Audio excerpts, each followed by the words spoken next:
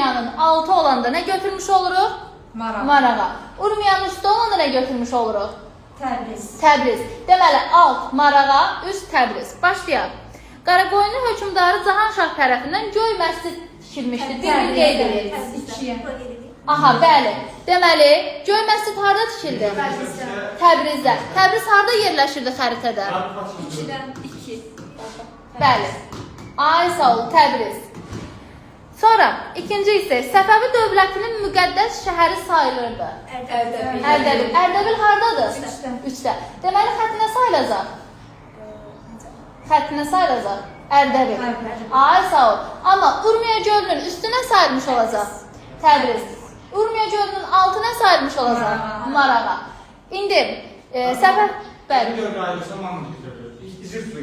Bəli, qədim dövründən bağlı götürəndə qeyd edə bilərik. Sonra deyil, 18-ci əsrin sonlarında İstanbul müqaviləsinə görə Osmanlı işğal zonasına daxil olmayan ərazini tutdu. Hansı zonadır?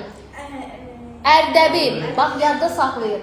Biz deyirik ki, 18-ci əsrdə, yəni 1724-cü ildə kimlər arasında var idi? Osmanlı ilə, sizlə onu qeyd etməmişik, amma keçməyibsiz yəni hələ. Osmanlı ilə Rusiya arasında müqavilə imzalanır. Müqavilənin şərtindən daxil olmayan ərazi Ərdəbildir. Aydındırmı? Sonra, Naxçıvan memarlığı üslubunda göy günbəz türbəsi inşa edildi. Urmiyada 3 günbəz, Marağada göy günbəz. Ay sağ ol, bəli. Deməli, göy günbəz harada götürmüş olacaqsınız? 1. Aydındırmı? Baxın, bir daha təkrarlayaq, hadisələr yadınıza qalsın. Əgər desək ki, Naxçıvan memarlığı üslubunda göy günbəz inşa olundu, yəni göy günbəz türbəsi haraya aid olmuş oldu? Marağaya aid oldu. Bəs yaxşı, əgər desək ki, Qaraqoyunlu hökmdarı Cahanşah tərəfindən göy məscid inşa olundu. O Təbrizdə, bəli. Bəli. Sonra, keçək növbəti suala. Şəmsəddin Tuğrayev Monqolların hücumu zamanı xərac verərək şəhəri qarətdən xilas etdi. Hansı şəhər idi? Təbriz harada yerləşəcək? 2-də. Deməli, Urmiya gölünün üstü nə sayılır? Təbriz. Urmiya gölünün altı nə sayılacaq? Marağa sayılmış olacaq. Xətt, dalğalı xətt nə sayılmış olacaq? Ərdəbil. Daha sonra, Səfəvi dövlətinin ilk paytaxtı olmuşdur. Təbriz. Baxın, çox zaman bunu Ərdəbil hakimliyi ilə qarışdırıb Ərdəbil götürürlər. Yanlışdır. Səfəvi dövlətinin ilk paytaxtı Təbrizdir. Təbriz harada yerləşdi? 2-də. Deməli, Urmiya gölünün üstünə sayılmış olur, Təbriz sayılmış olur. Amma desək ki, Səfəvi dövlətinin müqəddəs şəhəri adlanır. Ərdəbil, bəli. Sonra 12-ci əsrin 60-cı illəri bu ərazidə Eldənizlər və Gürcülər arasında döyüş baş verir. Və bu döyüşdə Eldənizlər qalib gəlir. Naxçıvan döyüşü. O da Naxçıvan. Verilməyib. Qeyd edilməyib orada.